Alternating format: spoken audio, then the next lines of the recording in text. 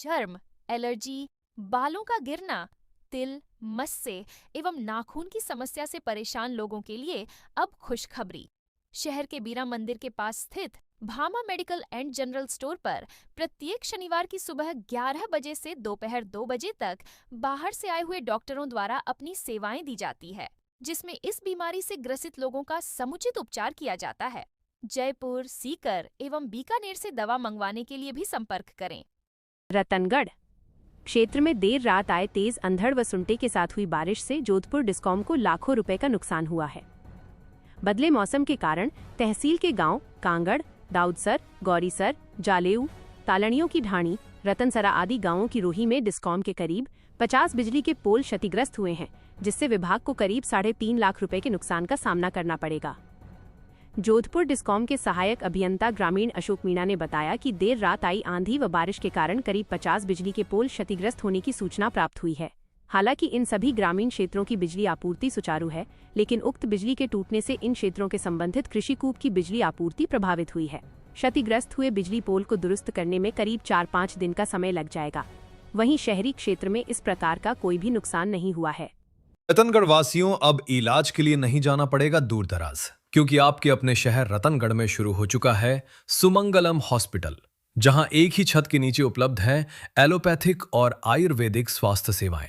Sumangalam hospital में गर्भवती महिलाओं को प्रसव के लिए बाहर जाने की भी जरूरत नहीं, क्योंकि यहां है 30 वर्षों की अनुभवी डॉक्टर आभा कालरा और ट्रेंड नर्सिंग स्टाफ।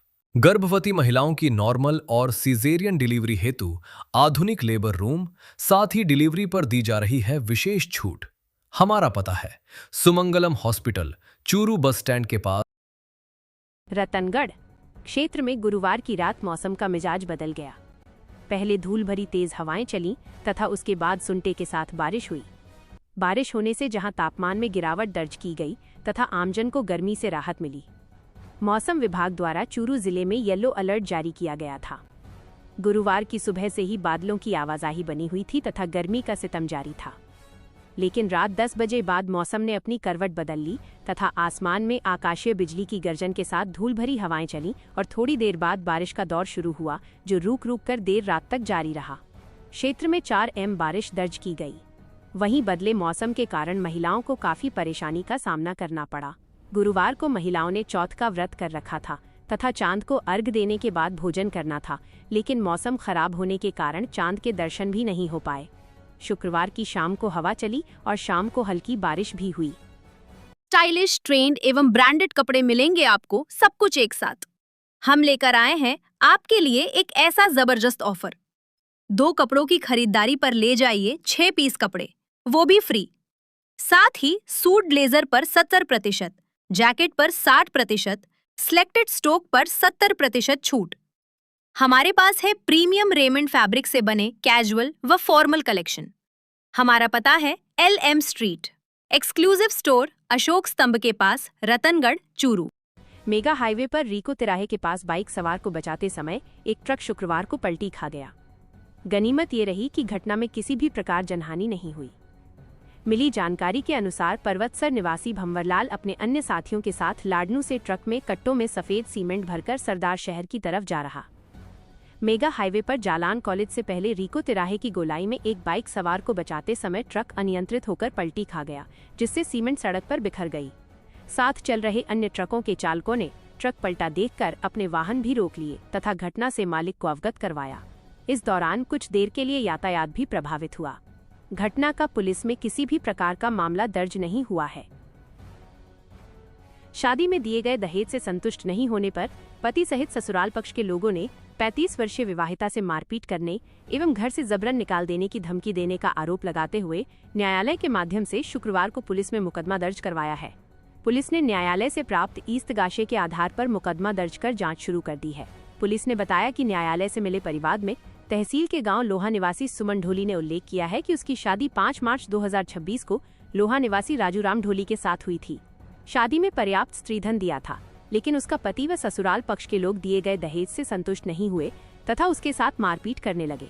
पति विदेश में कार्य करता है और गांव आने पर विवाहिता से मारपीट करता है। इस संबंध में परिवारजनों के साथ समझाइश भी की गई थी, जिस पर उक्त लोगों ने भविष्य में इस तरह की हरकत नहीं करने का आश्वासन दिया। लेकिन 8 अप्रैल 2026 को पुनः विदेश से आने पर राजू राम ने विवाहिता से मारपीट की। 17 मई को ससुराल पक्ष के लोगों ने विवाहिता को घर से बाहर निकालने का प्रयास किया तथा यहां रहने पर जान से मारने की धमकी दी। पुलिस ने राजू राम व 3 महिलाओं सहित 7 लोगों के खिलाफ मुकदमा दर्ज कर जांच शुरू कर दी है।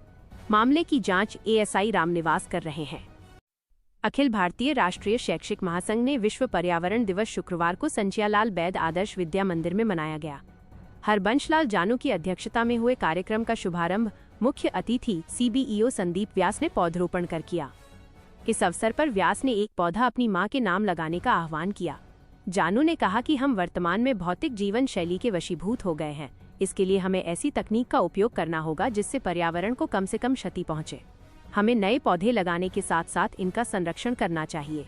इस अवसर पर समाज सेवी सीताराम दाधीच, विक्रम सिंह चौहान, विनोद सिसोदिया, विनोद चोटिया, मनोज सारस्वत, ओम प्रकाश महर्षि, जगनाराम सोडा, हेमंत कुमार, अन्नम भारद्वाज ने भी पर्यावरण संरक्षण पर अपने विचार प्रकट किए। स्कूल में पौधरोपण करने के लिए विजय कुमार नाहरिया, विक्रम सैनी, शीशपाल व मूलचंद डूडी का अभिनंदन किया गया। इस अवसर पर भानु प्रकाश इंदौरिया, आशीष लाटा, श्री भगवान सुथार, सत्यनारायण टेलर, कुलदीप मारोलिया, कृपाशंकर स्वामी, अंजू चौहान, वंदना अग्रवाल, मुरली मनोहर मंडगिरा, भैराराम प्रजापत, पंकज पीपलवा सहित कई शिक्षक उपस्थित थे। कार्यक्रम का संचालन परमेश्वर लाल गौड़ ने किया। अणुव्रत समिति व स्काउट गाइड स्थानीय संघ के तत्वावधान में विश्व पर्यावरण दिवस शुक्रवार को शहर के रामचंद्र पार्क में मनाया गया। इस दौरान अणुव्रत समिति के अध्यक्ष कुलदीप व्यास ने कहा कि पर्यावरण की सुरक्षा के लिए जनजागरण के साथ साथ सभी की सक्रिय सहभागिता बहुत जरूरी है। उन्होंने स्वरचित गीतों के माध्यम से क्षेत्र को हरा भरा करने का संदेश दिया। जैन श्वेतांबर तेरापंथी सभा के अध्यक्ष मोतीलाल तातेड़ ने आगंतुकों का स्वागत करते हुए कहा कि सोसाइटी द्वारा दोपहर 2 से 4 बजे तक एयर कंडीशनर बंद रखने का आह्वान किया था। समिति व स्काउट संघ के संयुक्त तत्वावधान में हुए कार्यक्रम का शुभारंभ सुरेश मुरारका के अणुव्रत गीत के साथ हुआ। भारत विकास परिषद के प्रांतीय उपाध्यक्ष वासुदेव चाकलान ने पर्यावरण को नष्ट करने के लिए हो रहे चौतरफा प्रहारों पर चिंता प्रकट की तथा इनसे बचाव के लिए चिंतन की आवश्यकता बताई। जैन श्वेतांबर तेरापंथी सभा के मंत्री तेजपाल गुर्जर व स्काउट संघ के कार्यकारी अध्यक्ष विक्रम सिंह चौहान ने पर्यावरणीय संकट से निजात पाने में अंतर्राष्ट्रीय स्तर पर आ रही समस्याओं से अवगत करवाया। एडीसी हरबंशलाल जानू ने इस प्रकार की गतिविधियों की निरंतरता पर बल दिया। इस अवसर पर समिति के सहमंत्री नरेंद्र सांकृत्य, स्काउट सचिव राकेश नायक आदि ने इको फ्रेंडली कैरी बैग्स एवं अणुव्रत वाटिकाओं में पौधरोपण के लिए पौधे वितरित किए। इस अवसर पर गिरधारी लाल बाजोरिया, बद्री प्रसाद पारीक, डॉक्टर ओम प्रकाश महर्षि, महावीर प्रसाद सेवदा, मांगीलाल स्वामी, गोपाल मुरारका, भावनानी, ओम प्रकाश पुजारी, परमेश्वर लाल गौड़, राजश्री रिणवा, मीनाक्षी भावनानी, मीना खेतान, अनु रिणवा, संतोष सारस्वत, गणपति देवी, रीना, जानकी देवी सहित कई लोग उपस्थित थे।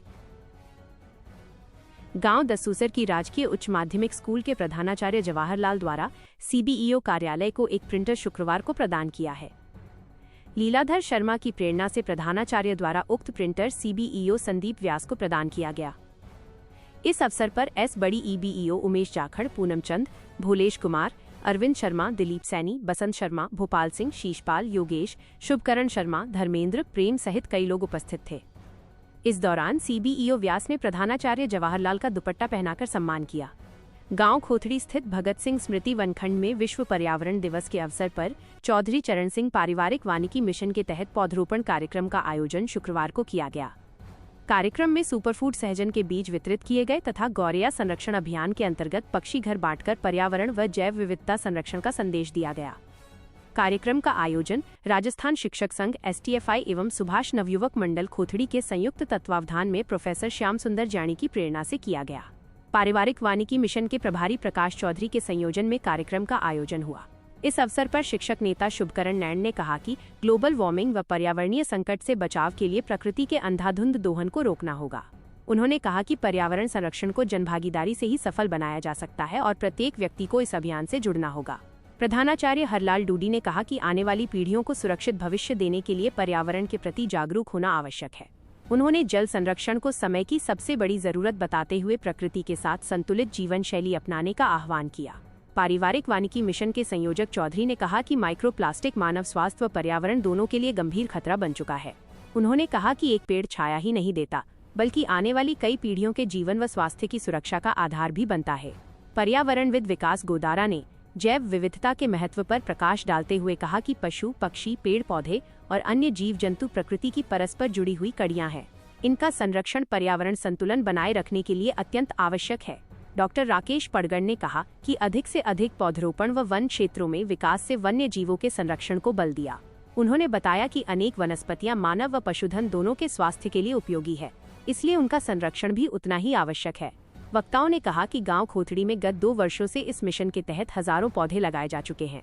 इस अवसर पर जगदीश चौधरी, भीवाराम, दीपाराम जाखड़, सहीराम पडगड़, रामकरण ख्यालिया, नेमीचंद राजकुमार, भागीरथ प्रसाद, रामकुमार, पोखरराम मेघवाल, रिचपाल सिंह, गिदाराम, बिरजूराम, चंदनमल शर्मा, गोपाल ख्यालिया, समुद्र सिंह, विजयपाल, सुरेंद्र, गणेश नाई, गीता देवी, मोहिनी देवी, तिजू देवी, कानी देवी, अमृता देवी, शांति देवी, शंकरलाल मेघवाल सहित काफी संख्या में लोग उपस्थित थे।